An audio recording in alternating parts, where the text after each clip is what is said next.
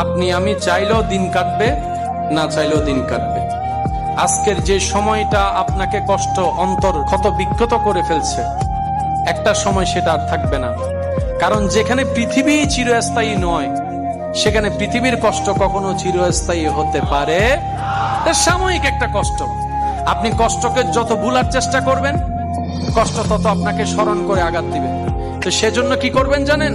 যা হওয়ার হয়ে গেছে, যা হওয়ার হবে। আল্লাহর উপর ভরসা। মুসলমান বুক বড় করে নবীর উম্মত চলতে থাকবেন, রবের উপর ভরসা করে নবীর মুহাব্বত নিয়ে। যা হবার হবে, দেখা যাবে। তকদিরে যদি লেখাই থাকে অখণ্ডনীয়, তাহলে খণ্ডাবের ক্ষমতা কারো। এত ভয় পেয়ে লাভ কি? এত চিন্তা করে লাভ কি?